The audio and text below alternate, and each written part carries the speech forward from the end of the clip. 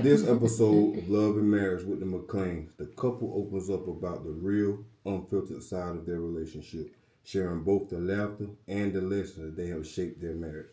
They dive into honest conversations about communication, trust, and choosing each other even on the hard days, while also celebrating the joy, humor, and small moments that keep them connected.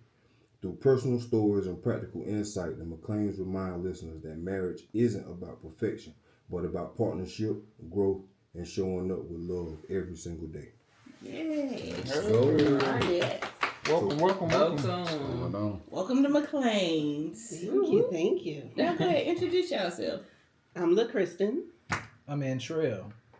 All right, and so we know them because we do life with these people. Yes. Yeah, we do life with them. We go to the same church, Christian Provision. So that's how we met them. Antrell, you are part of the production. You are the production. Yeah, you go. He is the production. Let's clarify. I am the production director. However, I get the opportunity to lead a team of people. Yeah. I get the opportunity to help, I'd say, young, want to be videographers, creatives, find their way. And if I put this politically, give them free training and free life skills because they choose to do it in the right way by serving in church. Absolutely. Yeah. That was great. Yeah. So we gonna get into it. Start off by just tell us y'all story about how y'all met and just give us the real. So we actually met. It was my 10th grade year of high school, his 9th grade year. And we went on a trip at school. We would go to North Carolina A&T University. They had their university day. And one of his friends had a car. We didn't want to ride the bus. So we hopped in the car. I knew him. His friend was one of my friends. We were in the same grade together. So it was my first day meeting him. And from Sanford to Greensboro is about a 45-minute drive. Mm-hmm. This lovely man of mine talked from the time we left Sanford until we were about 15 minutes away from Greensboro. That's what she said. On one breath. Now, I don't know how I did that. He kept talking and talking and talking and talking. And then he finally took a deep breath and said, and went to sleep. For 15 minutes, for the last drive in. It was like, are you serious? But that was our first time meeting each other. And if you would have told me that day that we would have been together, I'd have said, you out your mind. Ain't no way. But even through that, we started seeing each other more frequently around school. His family, I'm so intertwined with his family that it's ridiculous. Mm-hmm. One of his cousins, me and her been friends since we were in the second grade. Had never seen this boy, this lovely man before, never seen him. Mm-hmm. And then when me and him actually started dating, she was like, so I know we been friends, but I gotta back off because I don't know how this is gonna work out between y'all, and I don't want our friendship to get messy because of y'all. Mm-hmm. So it was, I would say, the first year or two we were together, me and her, we really didn't talk until I actually started going around the family. And then she was like, oh yeah, you in here, you coming around the family. And so his family is honestly the immediate family. Mm-hmm. Yeah, we are Army. It's Army. It's a lot. It's a lot.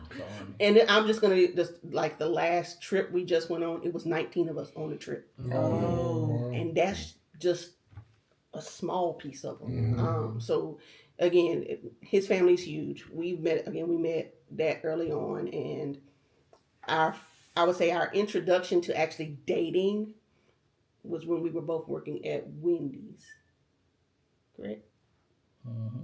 So yeah, we were working at Wendy's and happened to be I was at work on a Sunday. He came by to pick up his schedule. And he told his mama he was going to marry me. I said, what? See, no. There you go. No, that might be true. I don't know. That's what she said. I remember there's some things in between that I might be fuzzy on, but those first interactions is like, I got those pretty much down pat. No. But yeah, I would say that. He said that, and then it was probably about a month or two after that where you kissed me by the. She wasn't ready for the game. So yeah, when it was after that, it was like, okay, well, we might. Let's see where this goes. So I would say from that point forward, it was my senior year of high school by this time that we actually started dating, so to speak. And we dated, took some time away from each other, and still talked in that time frame, but we came back together. So, yeah. Do you want to add anything to that? Yeah, I was gonna say. No, that sounds pretty accurate. That's pretty much accurate. So on the way to Greensboro, did he allow you to say anything? No. No. It was just random conversations. It was nothing specific. It was just random stuff, just like over and just again. 9th grade, 10th grade, 9th grade, and it was just random. It's nothing about that conversation that I remember other than him continuously. I was trying to be courteous. You don't know. Like it's an hour ride from Sanford to Greenville. I'm just trying to make conversation and be friendly. I don't just want to sit here in the back seat and just look at you crazy or something. I'm trying to. Again, she wasn't ready for that. But the kicker part to that is he talked to me the whole way there, but then when we got there and he got around his cousins, he was like, yeah, I don't know her. Oh. So it was like you ran game the whole time, but then when you get there, it's like, hold on, it's a sea of girls. They're like, oh no. So it was like, okay.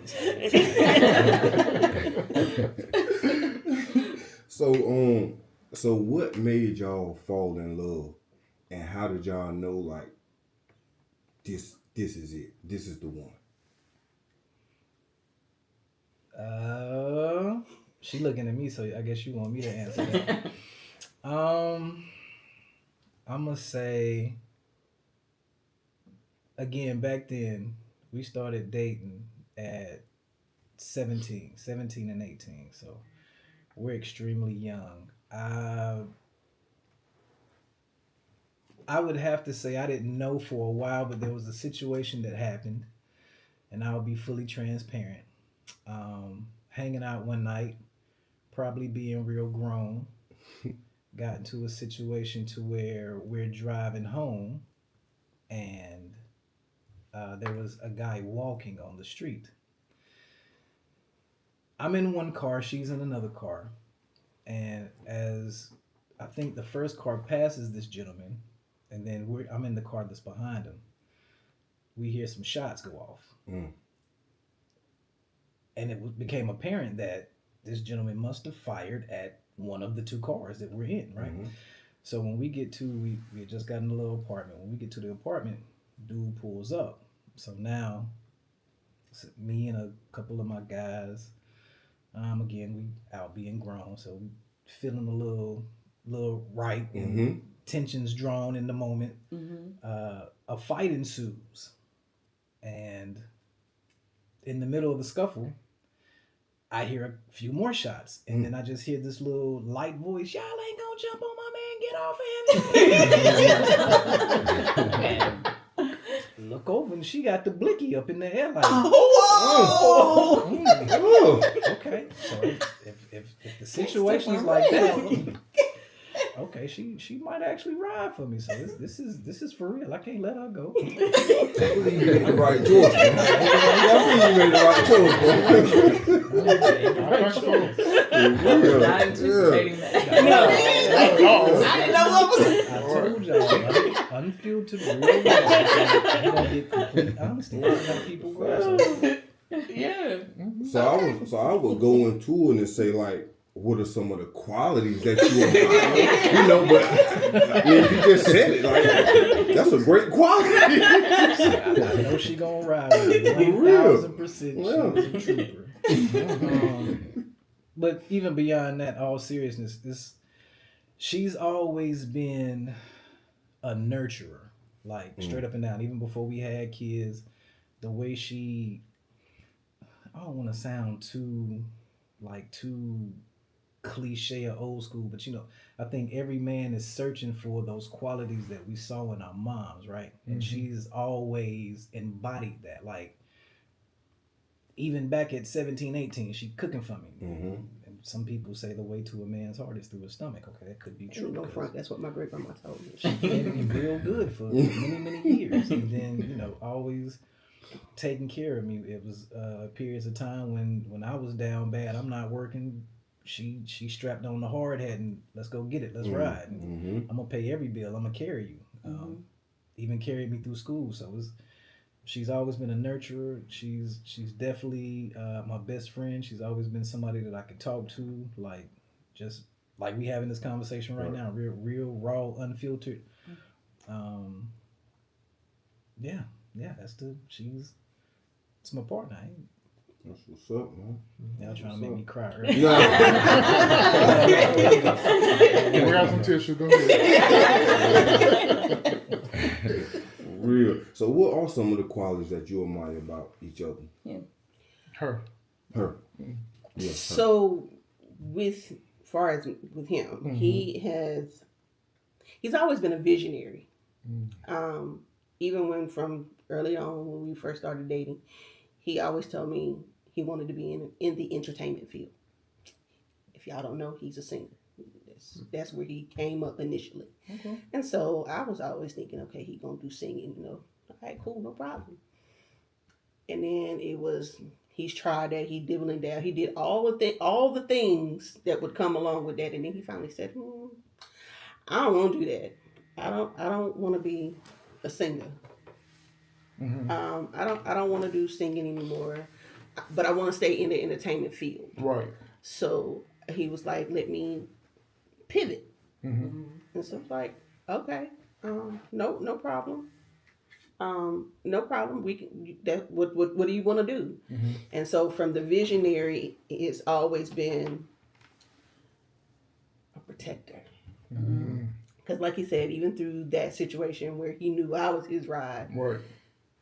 I knew he was mine because of my upbringing. Not my father wasn't around. My grandfather, he passed away. Then my step-pops, he passed away. And so even in that, he's been my rock through everything. So visionary, protector, again, best friend. I can talk to this dude about anything. And some things, as women, you may not necessarily want to talk to your man about. And it's, babe, I need, and it's, I just go off and he be like, all right. And then he said, okay, now, do you want my opinion or was you just venting? So earlier on, he would always try to fix it. And I kept saying, I don't need you to fix it. I just need you to listen. And so once he got past the point of actually trying to fix it and just listening, it was like, oh, okay, you just, all right. Okay, so visionary, protector, best friend, great father. Why, thank you. I would say to those that get in his circle, he's a great friend as well. He wears his, whether you know it or not, for y'all just, he wears his heart on his sleeve. So he'll give you the shirt off his back if that's what you need. But if he feel you playing him, then he gonna be like, no. So he'll call you to the carpet as well. But yeah, so those are some of my things that I love about him. So yeah. That was good, y'all. Like I said, she's always supported me. So I definitely love that. That nurturer. And again, she's always been there in ways that I didn't even know that I might have needed at that time. So just she's the same way. She loves me extremely hard. I'll say that. And yeah. That's good. So who said I love you first? I honestly don't know. I don't remember. Yeah, I I don't know. don't. Oh, this been so long. I wouldn't be shocked if it was me, but I honestly don't remember that.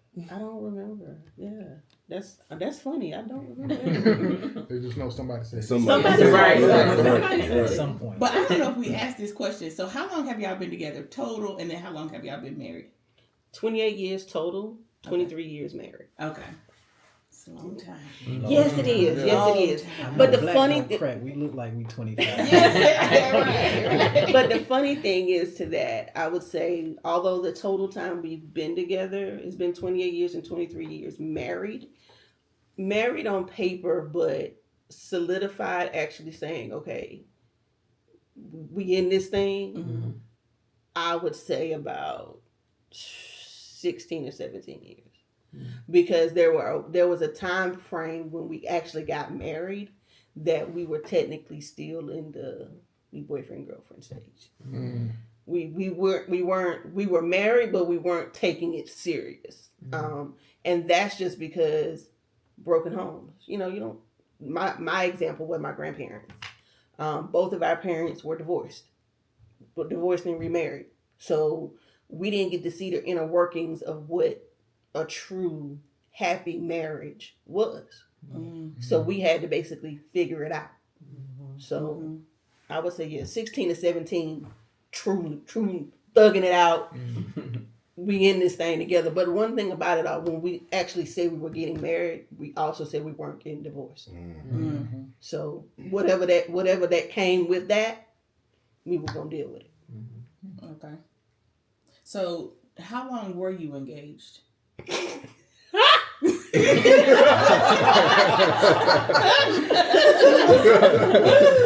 So it really wasn't an engagement. And that's because we had already, by the time we got married, we'd already lived together.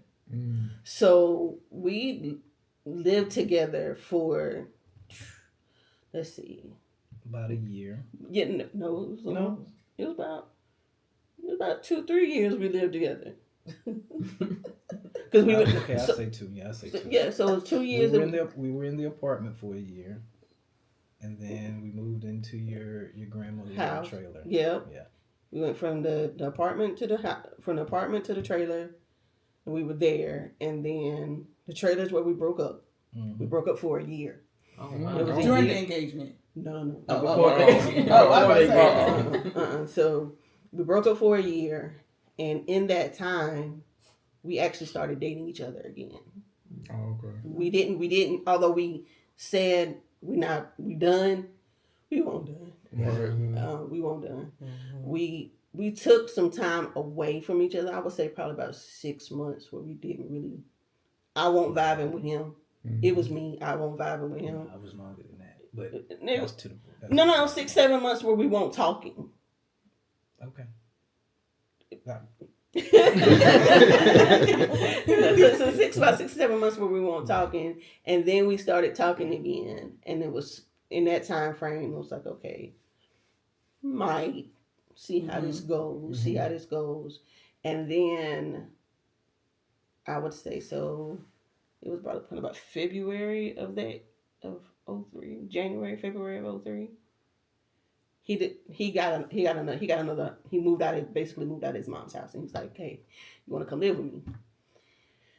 It's like, so of course I talked to my mom, talked to my grandparents, and both of them was like, y'all already did the living thing together. Y'all already did that. So what's next? If y'all living together, y'all need to be married at this point, because what are y'all doing? Right. So I went to him and I said, so I'll live with you, but we got to get married. And so it was literally a Thursday when we had this conversation. And we were going to go to the courthouse. Just short, sweet, to the point. We're going to go to the courthouse. His mom won't have a bit of it.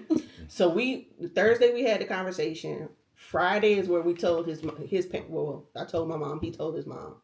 So it was Friday morning when we told his mom. We got married Saturday at 4:00. Oh wow! Wow.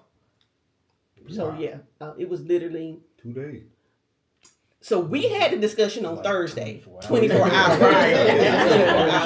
Yeah, 24. It was 24. Again, I said it was Friday, May 7th, about 8, 9 o'clock that morning. And we got married on Saturday, May 8th at 4:00 in the afternoon at his grandmother's house in the York front. Yeah. And we had, when I say everything that a normal wedding would have, we had everything. Oh wow! Yeah. Now, and it was the power. My step pops at the time, he was still alive, and he was a caterer, so he cooked. My mother-in-law, she had just gotten remarried around probably about a year before that, and I went with her to pick out her dress. We were the same size at that time, so it was like, oh, got your dress, cool, works. Check that off. And so my best friend, she was my maid of honor. We went and got her dress, and my best friend. She was a hairstylist, so she did my hair. So it was my mom did makeup. It was like literally everything fell into place. Yeah. There was a rental place in Sanford that had like all the chairs and the arches and all this stuff. He had to go pick up all of this stuff on Saturday morning and get it all set up. So it was literally 24 hours. That was it. Wow. Wow. That's crazy.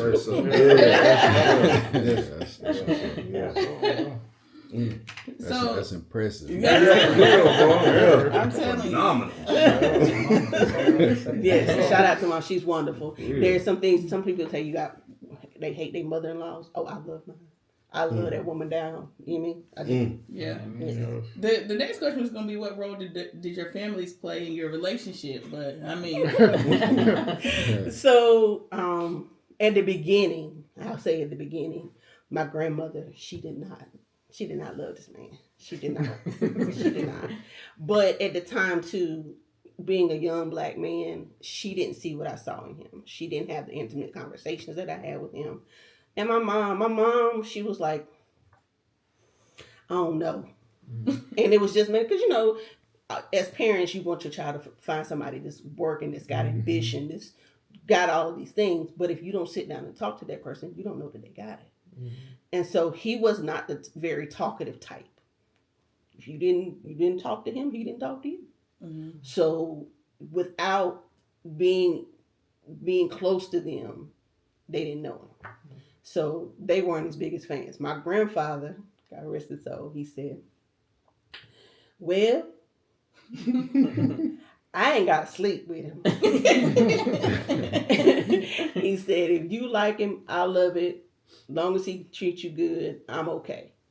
That's my only thing. I just want to make sure you're good. And so, and from that point forward, granddaddy was always cool. It was my grandmother and my mom initially that weren't on the field. But again, once he started showing himself and showing who he was, they was like, well, all right. And I had gotten sick a couple of times in there. And so my mom saw how he stepped in and took over, and she was like, oh yeah, you good. He got you. Yeah. I ain't got no worries. You go ahead. And his family, to my knowledge, has always been supportive. If there's something that they weren't, they didn't tell me, so they probably told him, but no. Yeah. It was funny though. So the first interaction, well, not really the first one. He had a big family gathering at his grandmother's house. And when you go around family, you dating somebody, it's the women. You like, come on, I'm gonna fix your plate, right? She looked at me. She said, "Baby, don't start nothing you ain't gonna finish." I put that plate down so quickly. Said, "Come on, fix your plate," because I knew realistically, there's not gonna be every time I'm not gonna fix your plate every time. So I'm listening. Your grandma told me not to do it. Oh no.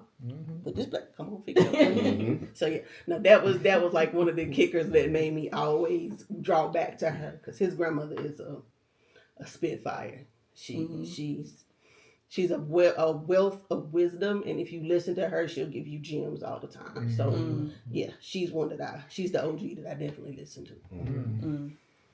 So I'm gonna go off the script a little bit because you kind of answered some of these questions, but you said something that was really interesting, like, you know, what some women are expecting or what your mom or your grandma was looking for. So what would you say to somebody who has like this list of everything? Bump your list. Huh? Bump your list. Oh, okay. I mean, there's certain things that you can want, but putting it on paper, that's your list. That ain't what God got for you. Right. So your list can say, as women, I want a man that's 6'2", dark skinned, muscular, all of that. And God gonna send you a man that's 5'7", brown skin, nothing of what you said you wanted. All right. But he's what you need. So it's okay to have wants, but you got to go at the end of the day with what God wants. So, and 9 times out of 10, what you want ain't what he want. That ain't what he gonna send you. So that's true. Yep. Oh, I gotta respond to that. I think you summed it up very well. I would only add to it that you summed it up well. I'm gonna go back to your parents and your family not liking me. I think at that time they couldn't see the vision because, like she said, I've always been into the arts, right? I'm a real creative person, and I learned very early on that I wouldn't necessarily be happy working for somebody else. Like entrepreneurship has always been in my family. My father was in the military and started a real estate company at the same time. So I saw that. My uncle's, he was a carpenter and basically went into real estate as well. So I grew up around that. So it was like me going and working for somebody else is not really going to truly fulfill my purpose. And like she said, I was always chasing that music dream. Like I thought it was going to come a certain way. I'm going to be a singer. I'm going to be some type of artist. I'm going to be a music producer or something like that. And it's very true. I did tell her as long as I can work somehow in the arts, I would be happy. And I didn't understand at the time how God allowed me to stay within my dream and my purpose, but how it was going to shift from, like she said, I don't directly work with music, but I work around musicians, so I'm still in music. It just evolved from you wanting to be on the stage to you being behind the scenes and making everything go together and click. So yeah, I guess even I didn't see the vision at that time, and nobody else could see it. I could just verbalize it. And again, those were some very dark times where I'd get a job and might work it 2-3 weeks, 2-3 months, and it was, no, I can't do this. I gotta go about it another way. But she continued to support. So I think they saw that and was like, yeah, he ain't no good. Until my opportunity came and I was right where I needed to be, where God placed me to be. So she articulated. That's good. All right. What would you say are the keys to a successful marriage? This communication, talking. Yeah. Gotta have open communication. Gotta be able to have an open, honest dialect. There is no conversation that is too big or too small. For us, that's what it's been. It's just always been open communication and true listening, not necessarily listening to respond, but listening to understand and to get clarity, to seek clarity. That's my answer. I don't know what she's gonna add. No, that's basically it. One of the things that I've always done is when he talked, I just stopped. And it would piss him off because he was like, say something, and I'm like, no, now is not the time. Right. I'm the one when you're talking, I'm listening, I'm taking in what you're saying, and I have to process. He wants the response right then. That's not the way I operated. So he had to understand, okay, I got to give her time to process. once he understood, okay, she's gonna think about it. We're gonna have to revisit this conversation, and we were able to get a resolution. But it was never to the point where if I started to respond, it always ended in an argument. So it was never to the point. I got to the point where I had to stop. I was like, okay, this is not productive. This is not productive. So in order for it to be productive, I realized, especially by my mouth, that I had to stop, because if I didn't, it was just gonna keep going back and forth, back and forth, back and forth. So productive communication is always the thing. Yeah, that's good. One of the things we actually told a friend of ours what their relationship was when they were arguing, put a timer, like literally, put a timer up, 2-3 minutes, let that person talk, get all out, say what you gonna say, don't say nothing, no matter how hard you want to say something, don't. Let them get it all out. When they finish, then you can respond. But you can't respond angry. Can't respond angry. So either way, it's around the biggest portion, the easiest way to make your marriage work is communication. Hands down.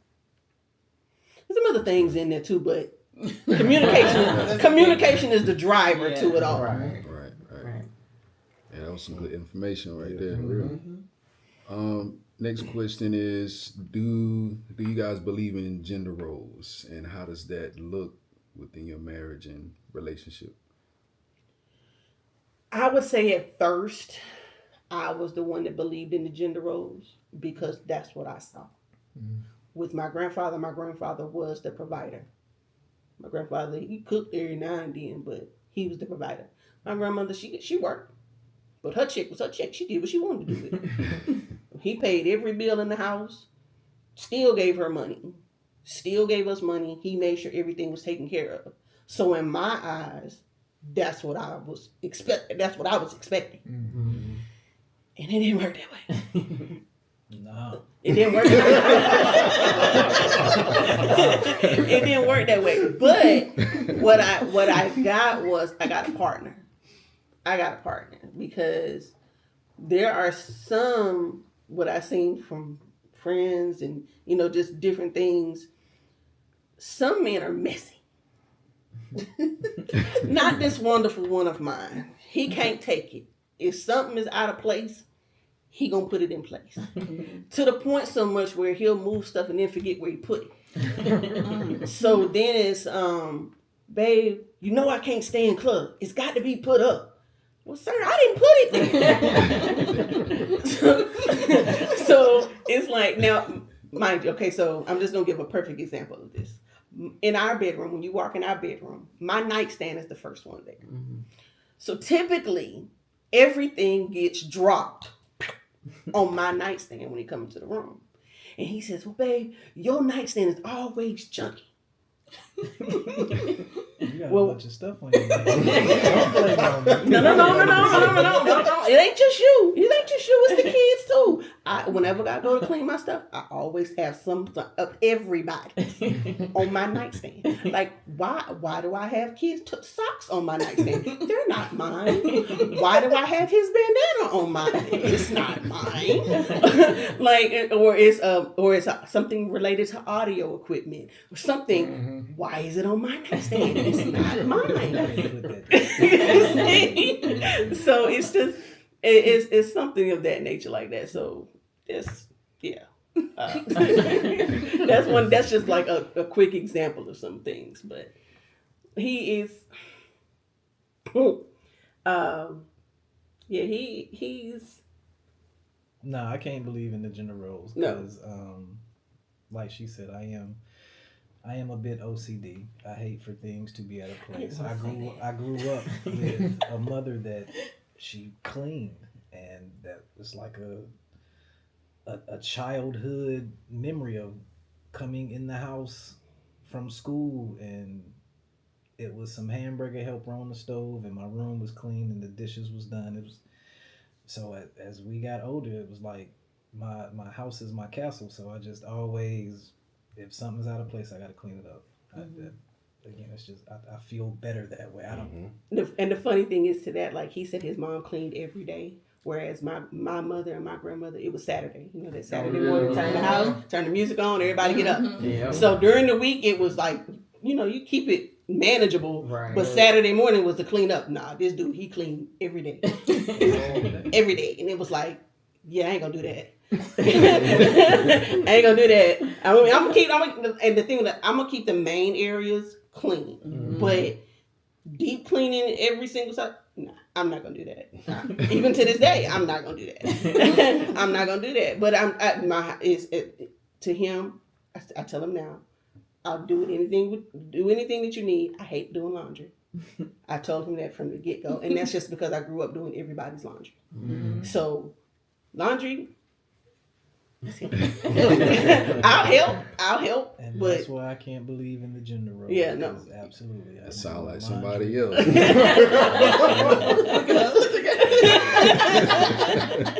But yeah, and the thing with it is, like he said, his mom was to clean the kids' rooms. Oh no, I'm not doing that either. I clean your room when you little and you can't do it, but once you get to the point where you can do it, come on in here.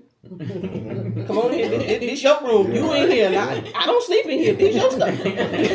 Now, everybody now when of age, when you can when you can operate the washer and the dryer, I teach you how to wash your clothes, fold them up, put them joints up yourself. The bathroom, the kids' bathroom, they clean that joint themselves. Every now and then he go in there and clean it. I'm not cleaning that. Now we got boys. My daughter, she refuses to use their bathroom. She said, I'm using y'all bathroom. I'm not going in that bathroom. And she won't. She don't touch that bathroom. She was like, boys are disgusting. So I'm not going in that bathroom. She's like, I can use the bathroom behind daddy because he's clean. But them, she said, them? Oh no. All right.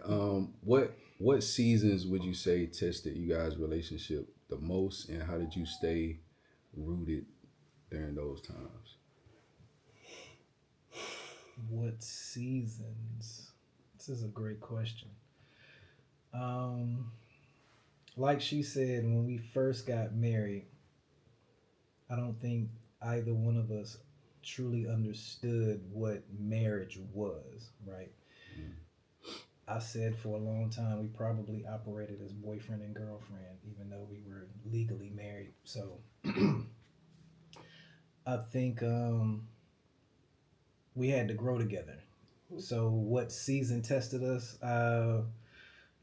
Just a season of being very green and immature, not knowing what true commitment looked like, not knowing how to communicate with each other caused us, like she said, to probably argue a lot. I'm not gonna say we argued more than we actually got along, but when we argued, sometimes it got bad.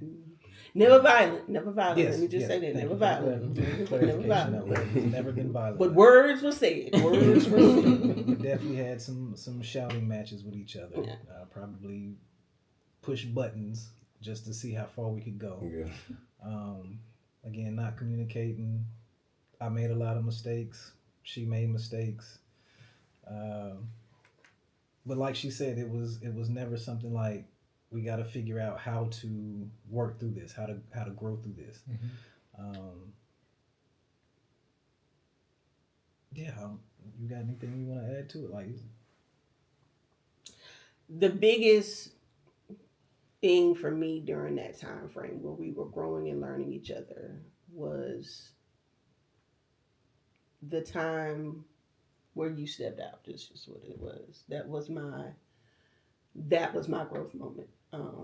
That I had to determine, okay, I know I said we was in this thing forever, but hold on. Am I really gonna stay here? What am I doing? So to grow through that, to determine, is that who he is, or was that his lack of knowledge? And growing up around boys, and I say I have my oldest brother, and I have nothing but older cousins that are male around me. So seeing how they operated with women, I knew that was not his character. So, again, where he said before, young and dumb, as I'm pretty sure y'all heard this, young, dumb, and full of cum. You make bad decisions. And the one thing, although he made the decision, it was never to a point where any person was able to come and tell me, oh, I was with your man. I was with your man. I know this is this intimately about him. It was never that. And I actually told him earlier on, I have a feeling this is going to happen. Again, because we got together in high school. Right. And we were each other's first in a lot of things, but sex wasn't it. It's just so I again was growing up around all males. I knew at some point it was gonna come, just didn't know when. So that woman's intuition, it'll tell you when something's going wrong.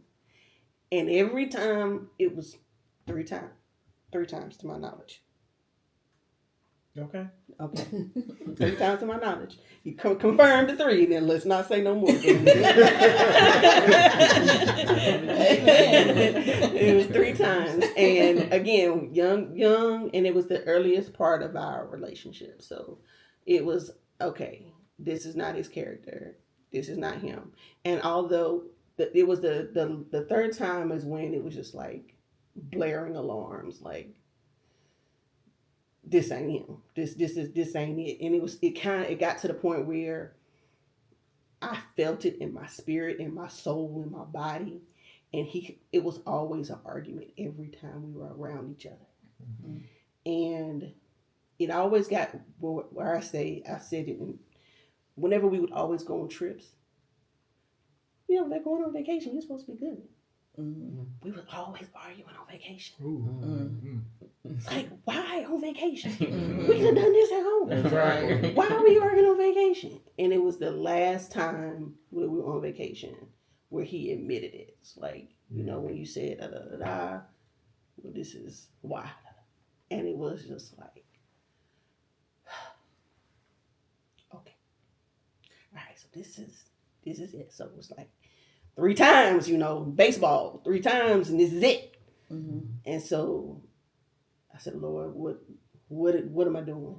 And it was literally my breakout, my cry out to God, like, what am I doing? What do you have me here? What is it? It's something here that you have that you will not break this hold. It just won't. And it's, what is it? Something's got a hold of me. That's literally what it was. And it's just like, I couldn't get him out of my spirit, out of my soul. So it was just like, no matter what, we truly had that soul tie. And it was just like, okay, all right. So if I'm going to stay with him, I can't keep bringing it up. I gotta bury it. And for a long time, he would say, well, babe, how did you forgive me? How did you forgive me? Because number one, that's not your character. And no matter how bad I wanted to be mad with him, I couldn't. I couldn't. And it was like every time I would try to say, well, Lord, he did this. And God would be like, nah, I told you gotta let that go. Told you gotta let it go. And it was like every time he would say, well, you did this. And I would say, but you.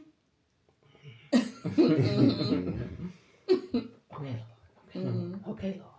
And it was literally, there were times where I just wanted to go in and just scream and holler, but God was like, I told you, you gotta let it go. So I had to let it go.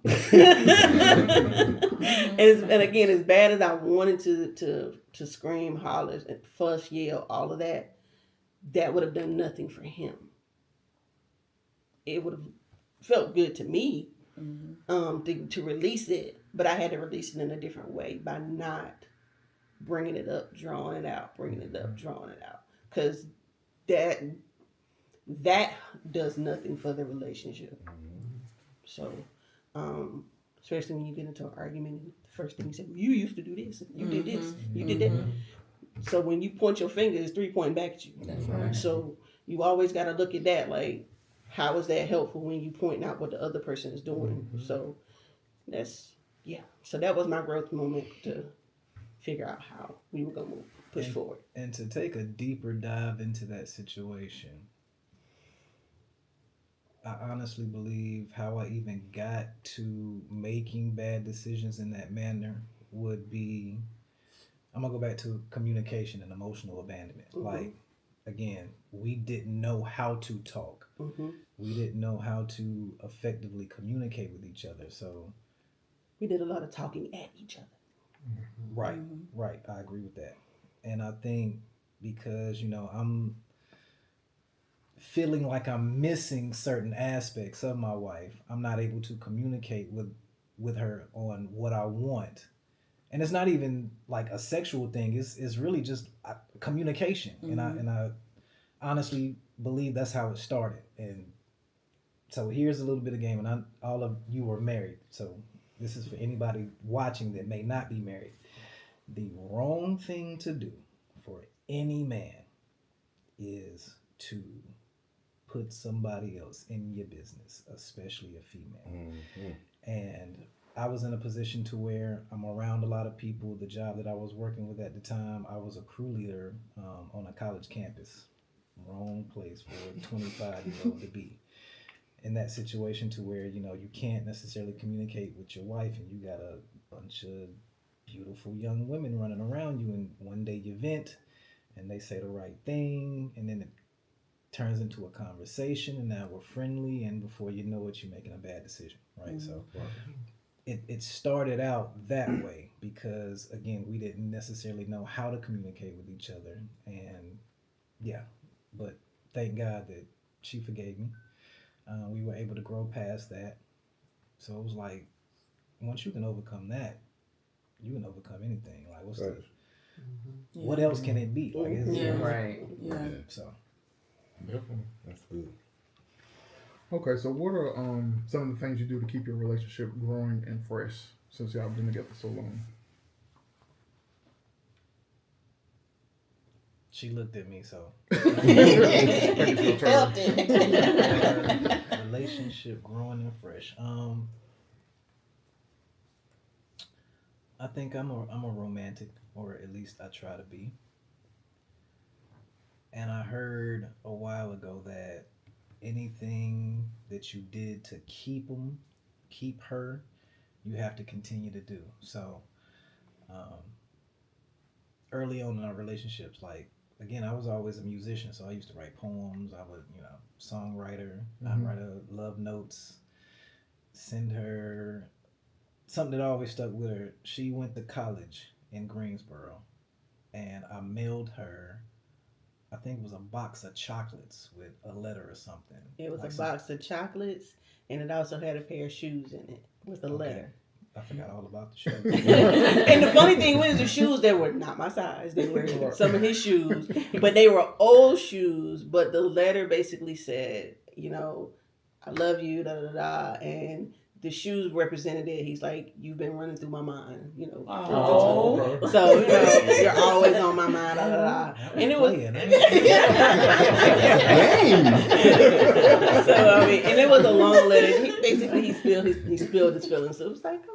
So that was one of the things that always stuck with me. Mm-hmm. And so he continued to do little stuff like that throughout. I just remember the chocolates. It was some chocolates, and it was like, I can't be with you, so here's a Hershey Kiss. You're my Hershey Kiss, something like that. Can I really send you some shoes? Yes. I could not understand, like, why you send me these dirty shoes? But that's what it was. Like, okay. Some work shoes. It was literally some old Nikes that he had. It was like, sir, you could have sent me a pair of shoes for me to wear. But she had a new pair.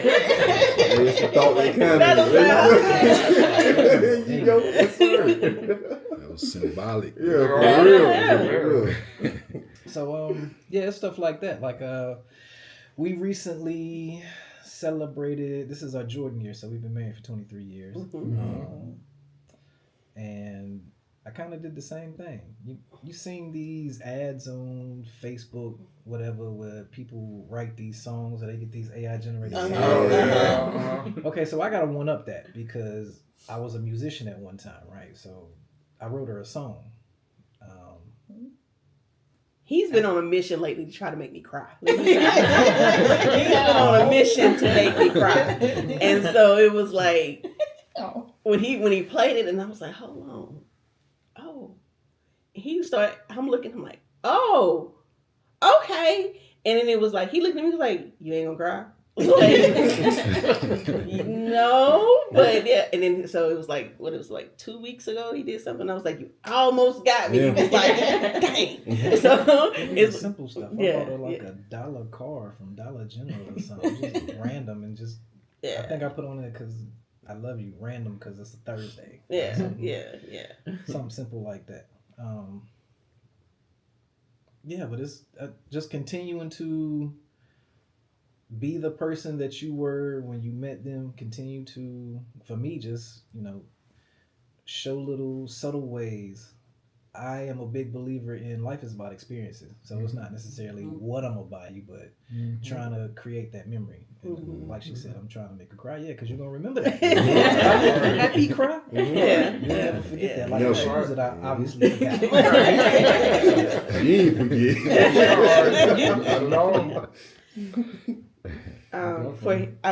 For him, he's real simple. He's not one that likes a lot of gestures and things. His biggest thing is showing him affection.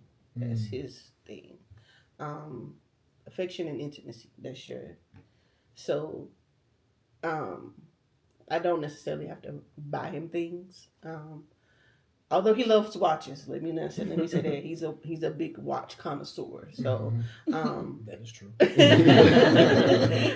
But his biggest thing has always been affection, intimacy, physical activity, believe it or not. And I'm trying to get better with that. But he is one to where if I was to break out and say, "Hey, babe, let's go walking."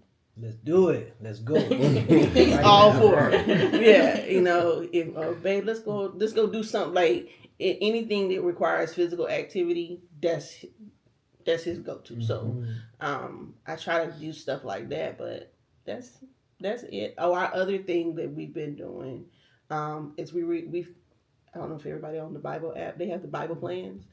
We do those together.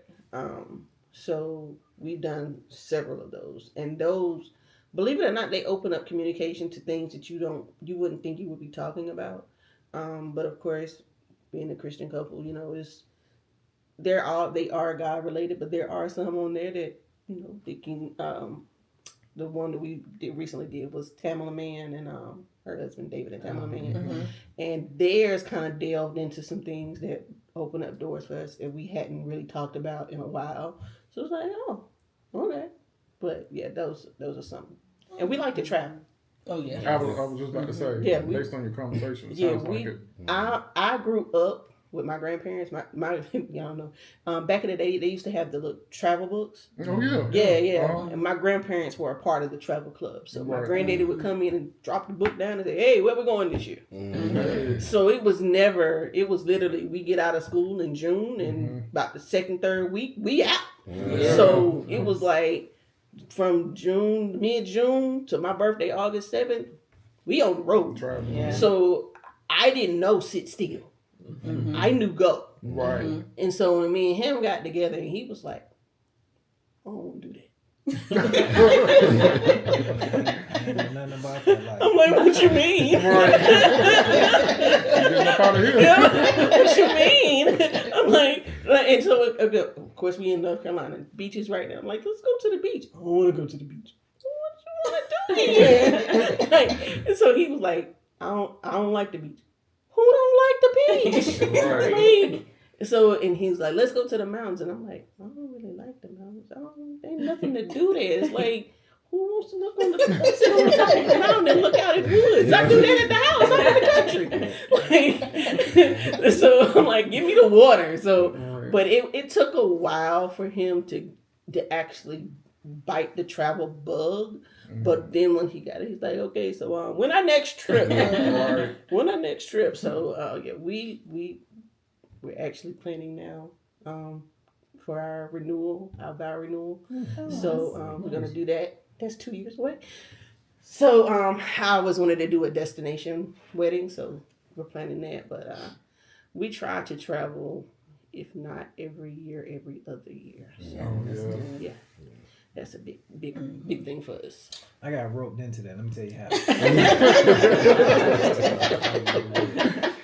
Because of my career and my company, I get the privilege of going and doing different jobs in different parts of the state. Well, I actually got booked for a wedding. It was my cousin's wedding, and it was a destination wedding in Cancun.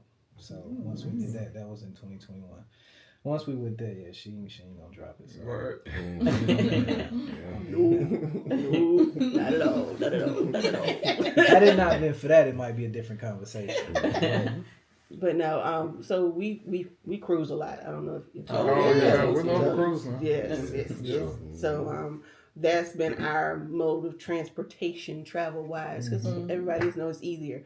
But if y'all do all inclusives, that's the way to go to.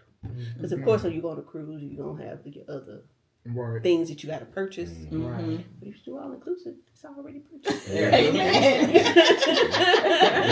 I catch you. Yeah, it's already purchased. It's all inclusive.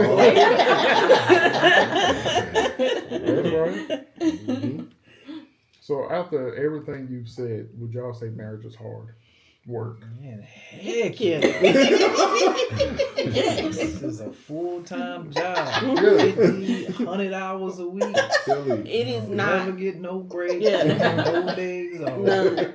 Yes. But the thing with it is too, you have to, there are days where your partner is going to be, I'm 20%, you got to pull 80. Right. There's going to be some days with your partner going to be like, man, I'm tired. I got 10. Right. You going to have to pull 90. There's going to be some days where both of y'all operating at 100%. We like, we go. And then it's work. Mm. Don't ever think the day that you get married, that's the day. It's married. Yay. That's a big party. That's a big party. It is. The marriage starts when everybody go home. The marriage starts when everybody go home, and you really got to look at this person and be like, okay. The marriage starts when that joker get the flu. Again, I said that you have been with me when I was sick. Yes. In sickness and in health. For real. He said the For real. Yes. Flu. I'm not even gonna put our horror stories on. I mean, it is what it is. Look, okay, so I had the flu. I had the flu. But you love somebody. Yeah, I had the flu. Did not know what was going on.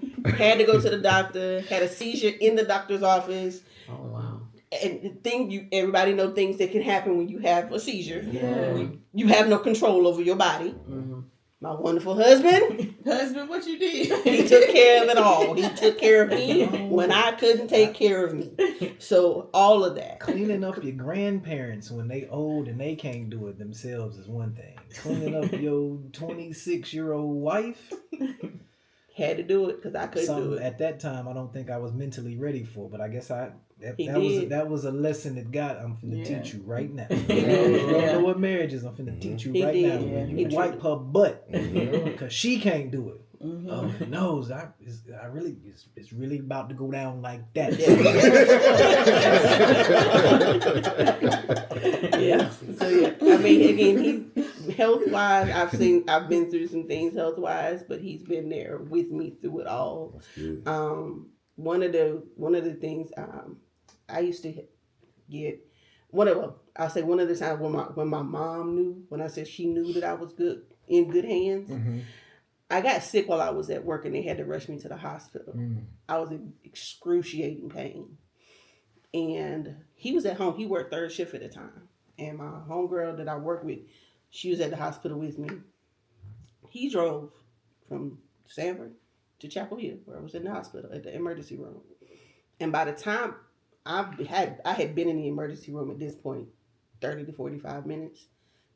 Nurse hadn't come in, doctor hadn't come in, nobody had came in to see me. Nobody had been in there except for the EMS providers when they took me back.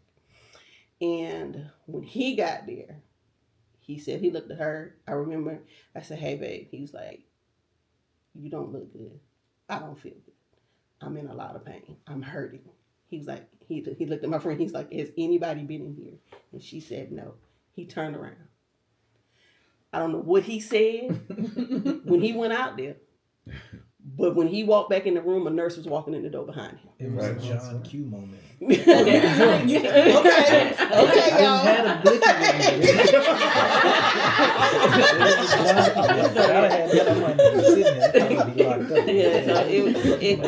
It was that was one. And after I had my son, had a C-section with him, had to have an emergency C-section with him. You know, some C-sections you can see what's going on. I don't remember anything from my son being born. I remember being in labor for almost 21 hours and nothing progressed.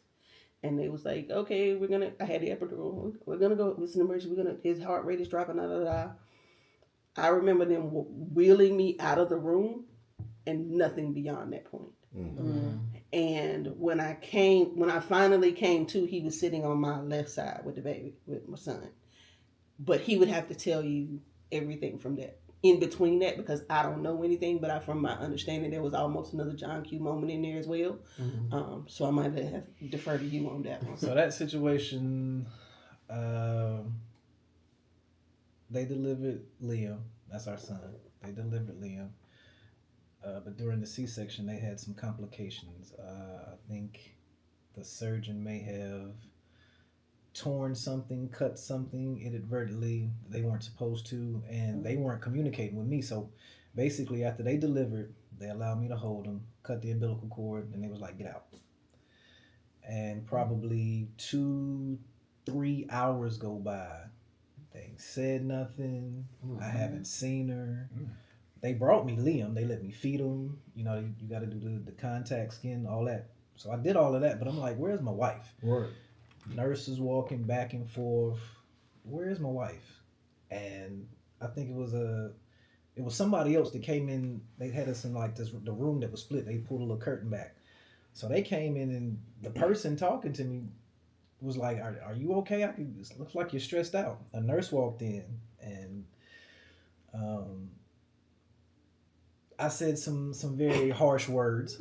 It was like, I've been in here for a few hours. I've had my son, but they not letting me know what's going on with my wife. And yeah, I said some very harsh words. And probably 5 minutes later, the doctor came back and told me what was going on. Okay, well, you could have been upfront about that. Like, right. But just to sit here and leave me in limbo, like I'm finna go outside and blow this whole. For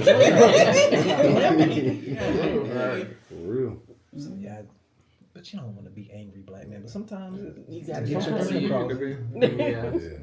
That's what you got to do. Yeah, so how did you make the decision to have children, and how did having children change your marriage? I always knew I wanted children. Mm-hmm. Two boys, 2 girls, did not matter, just 2. But I was blessed with a bonus child. During when we first started dating, right before we officially started dating, mm-hmm. he had outside activities, and he has a son. I love him down. Mm-hmm. That's my guy. Mm-hmm. I have never used the word stepchild. I hate that word. He is my bonus child. I just didn't birth him. Mm-hmm. If you were to see him, you wouldn't know. Because as they say, you feed them long enough, mm-hmm. they start looking like you. Mm-hmm. That's my guy. Mm-hmm. So again, I always knew I wanted children. He didn't want none. He was like, I don't want no children. I don't want no children.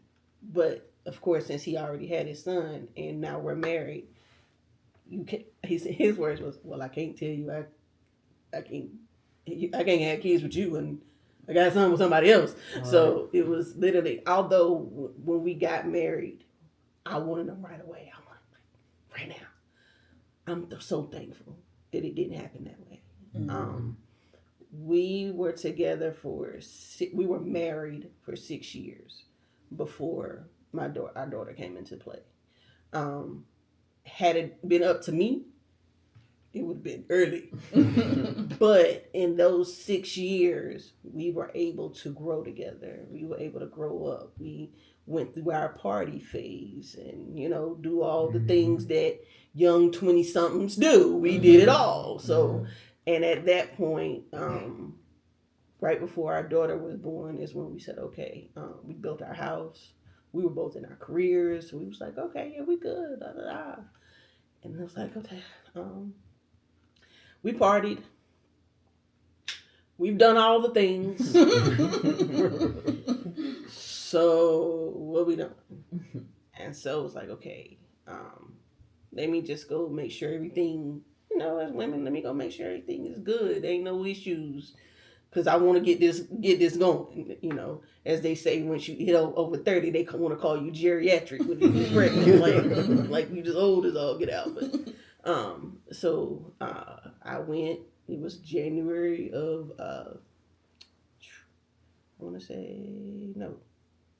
January of 2009, and the doctor was like, "Hey, now is your time. Go do that thing." And literally, I found out February 8th that we were pregnant. Oh, wow. It was literally like, so it was like, oh, okay. The instruction was,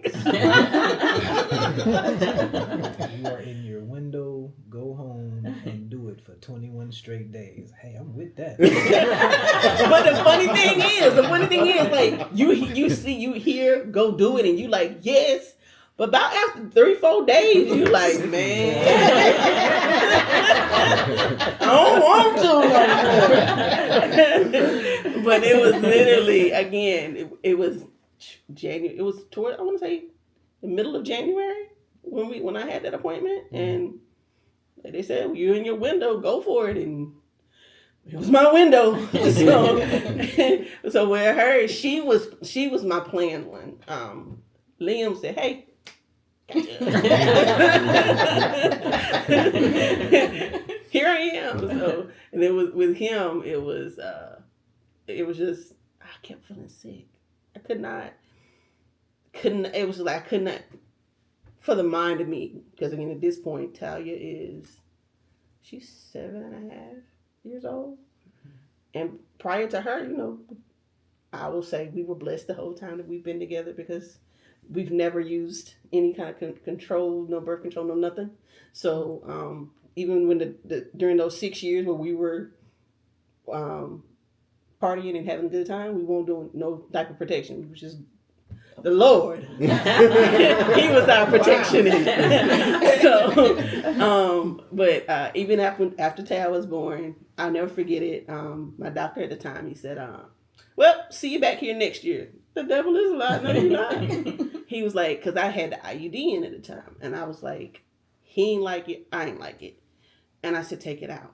He's like, are you sure? Take it out. He was like, if you take it out, you're going to get pregnant. I said, you're not going to speak that on me right now. The devil is a lie. That's not happening right now. I'll be back in here when God say so. Mm-hmm. And so, again, Talia was born September of 2009. So I want to say I took it out at the beginning of 2010. And Liam was not conceived until 2017. Wow. So even, and then with him, like I said, January, I was sick January. I done been back and forth to the doctor. Ain't nobody did no pregnancy test. Ain't nobody said nothing about pregnancy tests. And I mean, I'm sick, throwing up, all the things. But they thinking it's the flu. They thinking it's all these other things, testing me for everything else. It wasn't until the end of February that I went to the doctor. And the nurse said, are you pregnant? I said, I don't know. She was like, I'm going to feel so stupid if you are pregnant as many times as you've been in here and we have not done a pregnancy test. She said, of course, go pee in the cup. Mm-hmm. So I go pee in the cup. I'm walking back to the room. She behind me in the room behind me. Yep. The funny thing is, he was having an issue with his foot at the time. So I'm in one room about me being sick, and he in the other room about his foot. So the doctor comes in the room and talks to me, and he was like, well, do you want me to go get your husband and bring him in here and we can tell him together? Sure, let's do that together. So he goes and finishes up with him. And then he brings him in the room. And he's like, he's thinking something is like really, really wrong. And he was like, well, congratulations. You guys are pregnant. He looked at me. He was like, what? Yeah. That's it. What? So, and then from that point, it was like, all right, so we in this thing. This is number 2. This is it. So he was the last of the Mohicans. I'm done. And as they say, that second child is your no limit soldier. That he is.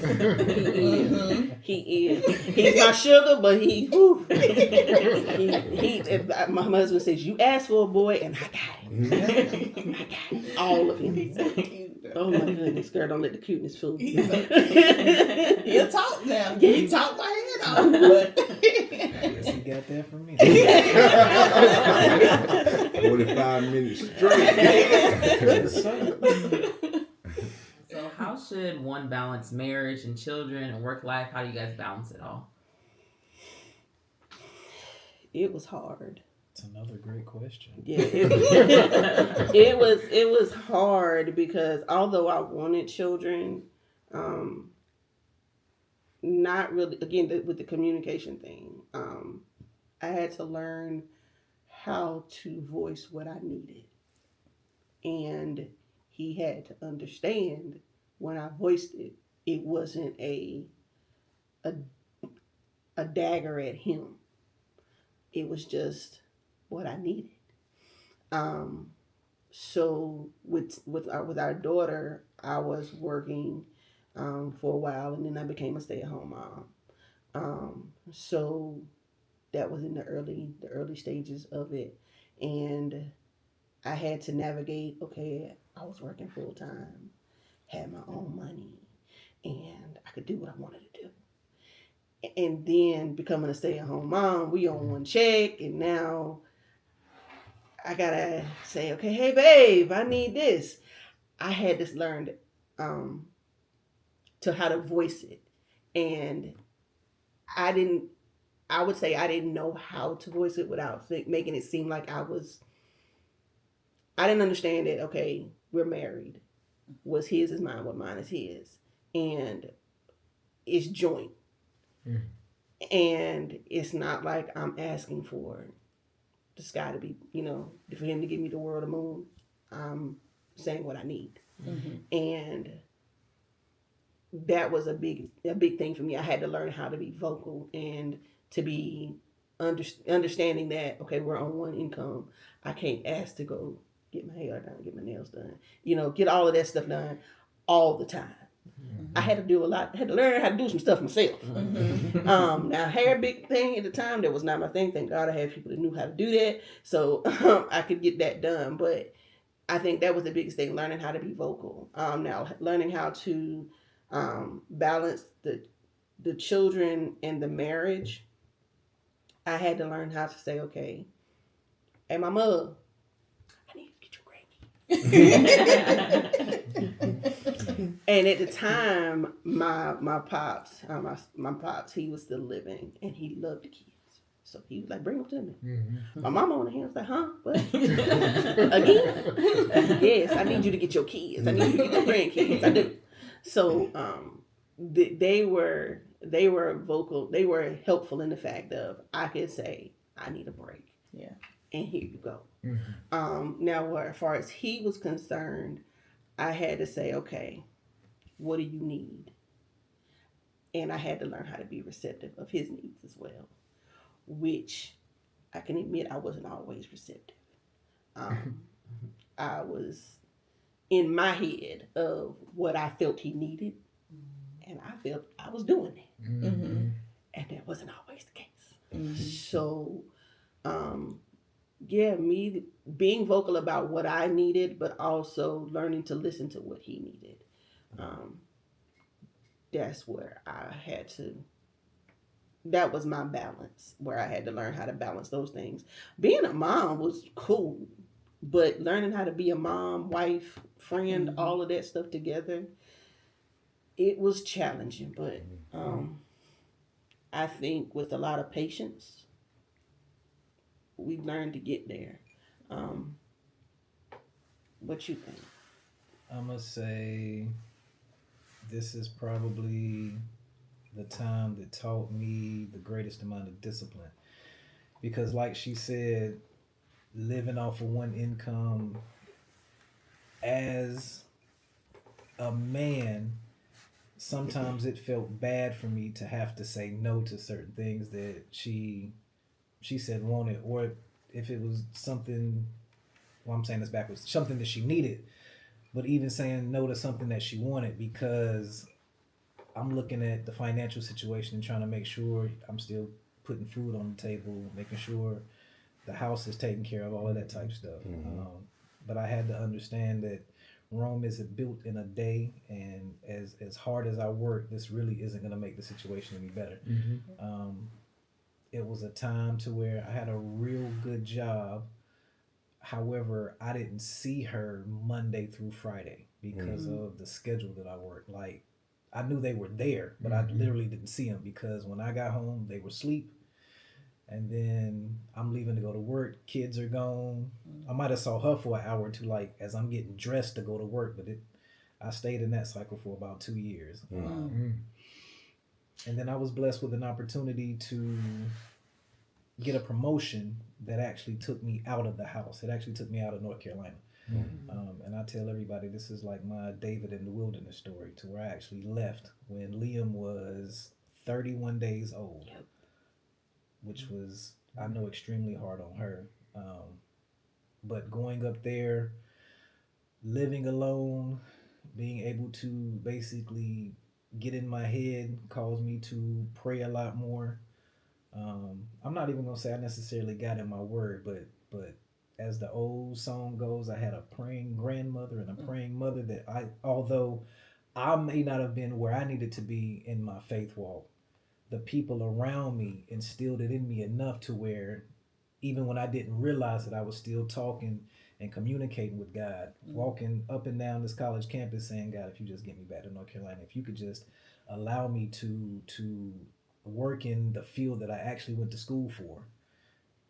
Fast forward, I got with a professor up there, and I showed him a short film that I had done, and he looked at me dead in my face, never said a word. I think the film is on my YouTube channel now. It's like 8 minutes long. He watched the whole film. I'm going back and forth in my head like, oh, this is crap. He probably thinks it's whack. And he just sat there silent when it was over. He looked at me and said, let me ask you a question.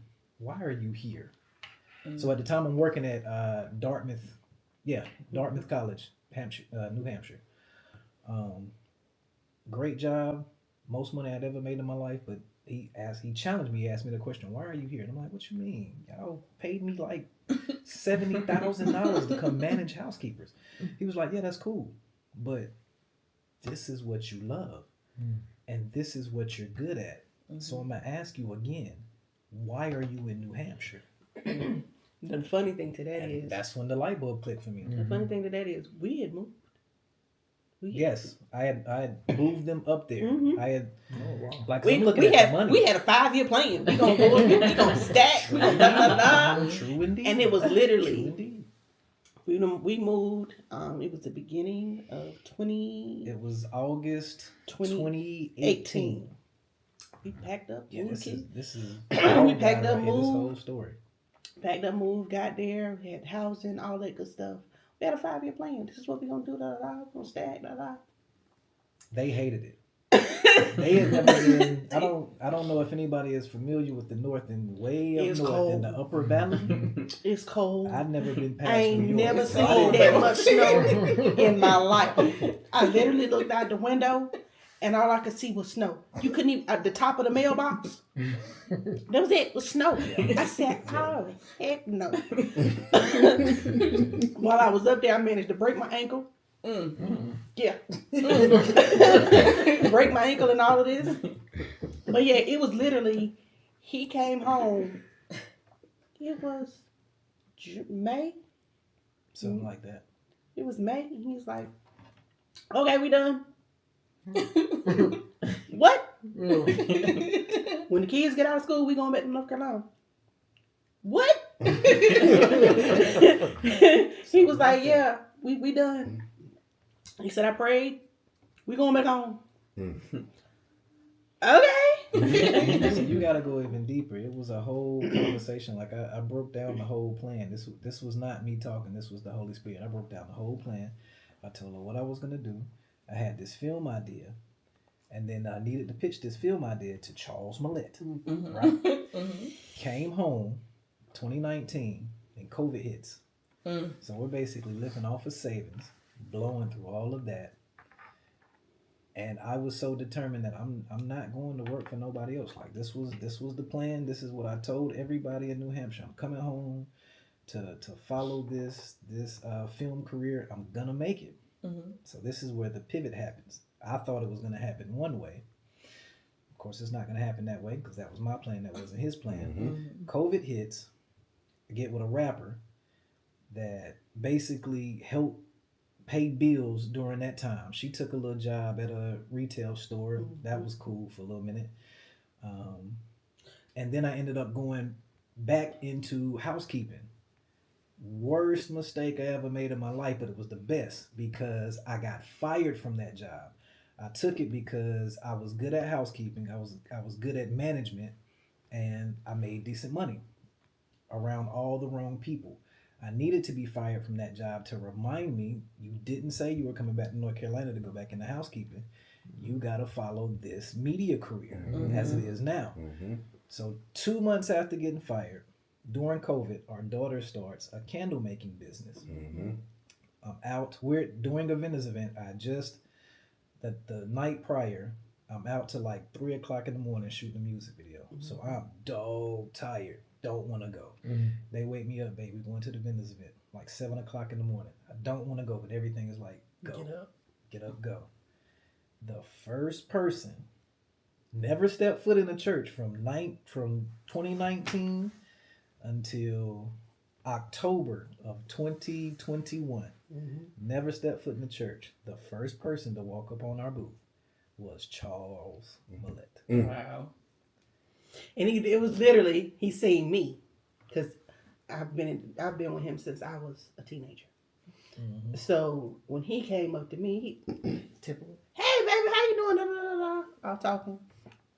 And then it was, who you, and of course, who you here with? I'm like, my daughter, da, da, da, tell him about her business. And he looks at him and says, Doc, I need to holler at you. And he said, where you been? Mm-hmm.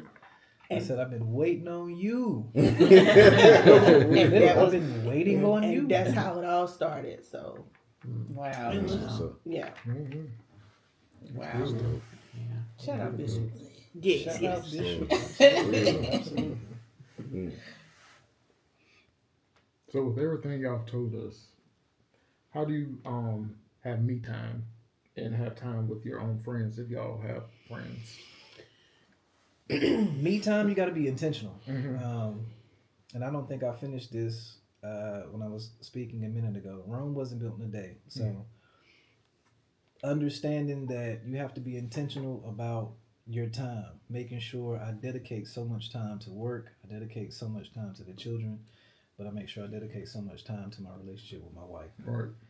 We have outside friends, but for a long time we didn't have married friends, so we couldn't really relate. So it was we didn't do a lot with them. The people that we hung out with primarily is my brother and my sister, her parents. Really, that was about it. Because again, we had a lot of single friends, and single and married don't necessarily mix. Yeah. And then too, once we actually stopped extracurriculars, that also dwindled down the amount of people that we had around us. So now especially when we started getting more into church, it's like, okay, I'm back. We need some married folks. So it's good now that we actually have a lot of married couples that we can pull to. now, so I would definitely say I'm thankful for the ones that we have around us. She ain't want to hang out with nobody. Let's be honest. She was always, girls don't like me. No. Okay, so again, growing up around all guys, I saw how females were, and females can be catty. Mm-hmm. I ain't got time. Mm-hmm. My attitude and the way I can be, I know me.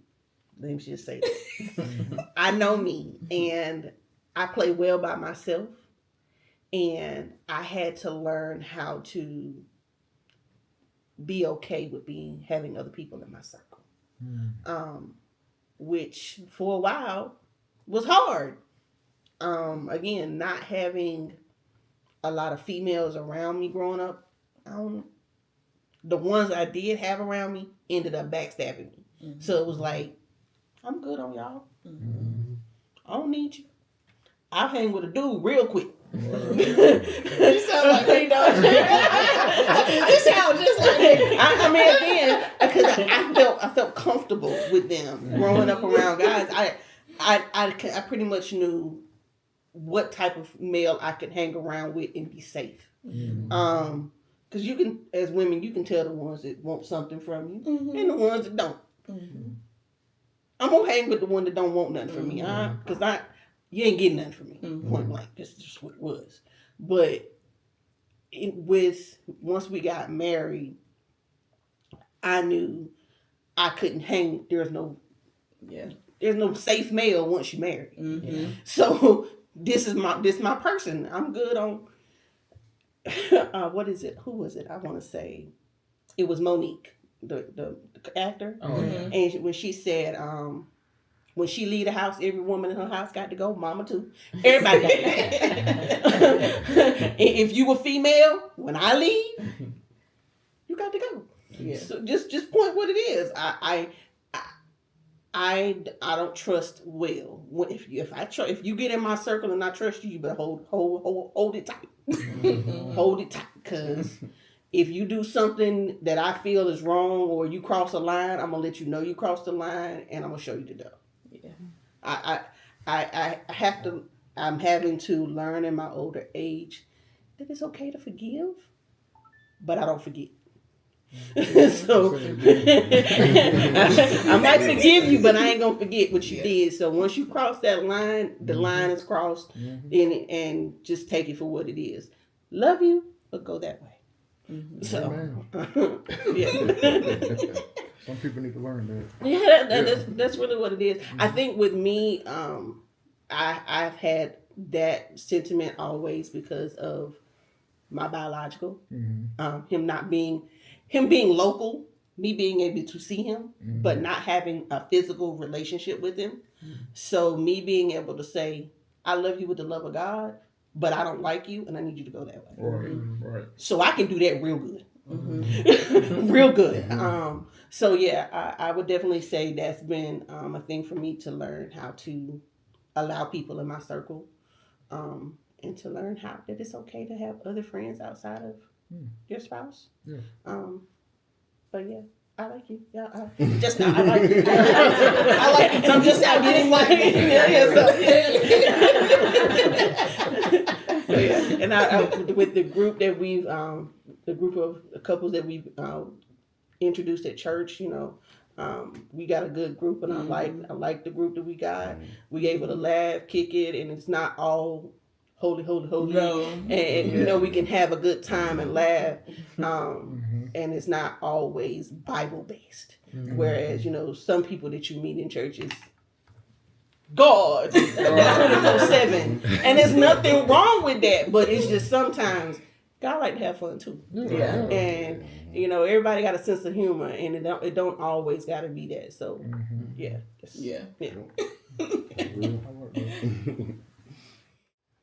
Okay, so we're gonna wrap it up.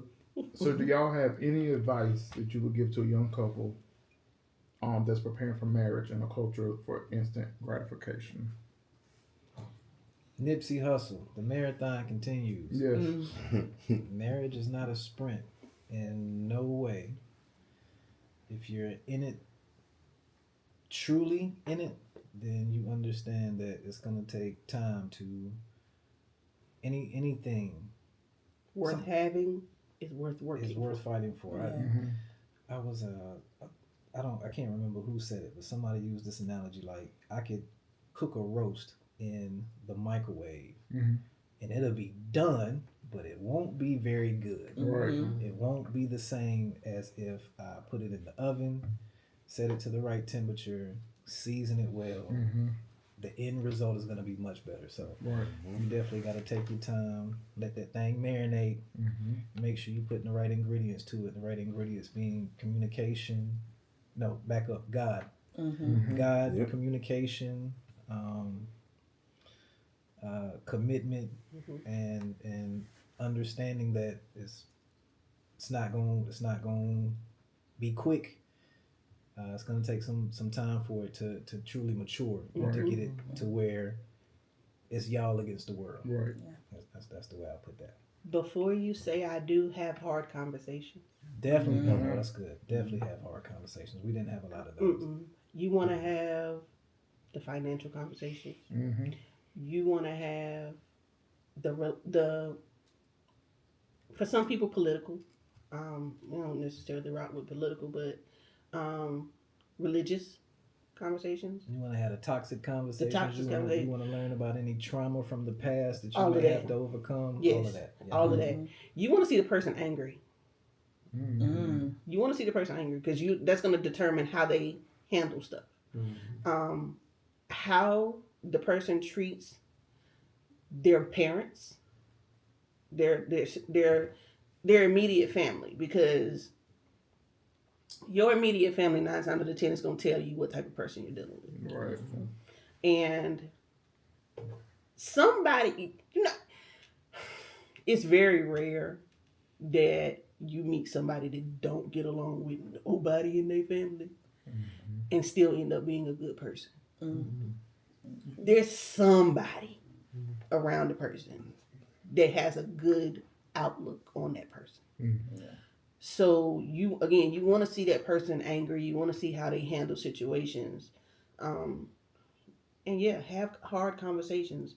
Those are going to be those are things that's going to tell you how that person is going to react. If you have never seen that person angry, before you say I do, don't say I do. Don't do it. Because because you don't know how they're going to perceive. Again, some people got a good smart mouth, and if they can't take your smart mouth, you say something, they might hit you. So hold on now, whoa. Because if you swing on me, I'm going to swing back. So then we in a totally different world. Right. So it's just, again, you want to see how the person reacts to the person being angry. You want to see how the person, reacts to bad news. How do they deal with grief? It's just all the situations that you may deal with in life, you want to see how that person reacts to that stuff before you say I do. So again, although we got married in 24 hours, we had already experienced that stuff together. So we knew how that person, how he was going to react. I knew how he was going to react when he got mad. I knew his temper. I knew he had one. He knew my mouth. And he knew that if he said something, I was going to say something back. He knew how I dealt with grief because I lost my great-grandmother, who was one of my rocks. That lady was my rock growing up. And he knew how I reacted with that. I knew how he reacted with grief as well. So the only thing that we did not have was those hard conversations. And again, we ended up having those after we got married in that time frame where we were still acting as boyfriend and girlfriend. And at that point, we was already in it then. So, so it's like, okay, we're going to have this hard conversation. I'm going to say something you don't like. You're going to say something I don't like. But we're going to push through this thing and keep it moving. That's it. I like that. So, yeah. So tell everybody about your business and how they can get in contact with you, because we want to thank you for coming on here, but we also want you to be able to promote yourself and If you want the business, let me say that first. No, absolutely. Yeah, okay. So, GHME Films is a media production company based in Central North Carolina that focuses on creative projects of all types. We shoot music videos, weddings, birthday parties, bar mitzvahs, all of that. And we also do media training and installation for churches, ministries, teach tech teams how to basically start an online ministry, or e-church as we call it, how to install the systems, how to navigate software like ProPresenter and Planning Center, how to navigate social media to make their ministry stand out, how to make it be seen online. So how to get in contact with us, GHMEfilmsonline.com. And we are on all social media platforms at GHME_films. Yes, Nice. man. Thank y'all for coming Nice. too, man. Thank Y'all y'all. did great. Thank y'all for having us. I just want to shout out baby girl with them candles, bro. Oh yes, Oh, oh yes, First, oh yes. the first time I bought one of them candles, Antrell said, bro, don't eat it. Bro, I wanted to take a bite out of it. Look for her sensebyyaya.com. That is sensebyyaya.com. So yeah, she is still actively making candles. I just told her the other day, man, I'm gonna need you to get in that office. I gave up my whole dining room for you. I'm gonna need you to get some stuff going. But she's a whole creative in her own. She does candles. She's baking now, and she's also sewing. So she's. I take my hat off to her. She's as well as she's her overall goal is she wants to be a pilot. So she's still saying aviation. Right. So she has her hand in a lot of stuff. So just keep her in your prayers. So yeah, but yeah, that's baby girl. Yeah, them candles they won. Look, the funny thing is that we tried, mom and daddy, we gonna help her out, right? Mm-hmm. It don't work. It is Sense by Yaya for a reason. Yeah. We told her, if you go ahead and make the scent, we can do the candle. We just need you to make the scent. Because us doing it, like you said, it ain't the same. She was like, I know. She said, bad part. She said, because I'll say to do this, but then when I get in, I don't do that. See, that's why you don't try to don't just do it. Yeah. Real. What? You do it. Go ahead, Chris. Do what? Well, remember. We all battling it because I don't know how to start it. We didn't know how to start the outro. One thing to another. Yeah. Well, we're going to do the outro, and we're going to put all your stuff down in the links below, too, so they can reach out to you. All right, so y'all. In front of people. Well, I just didn't know how to start it. But remember, the wedding is only the beginning.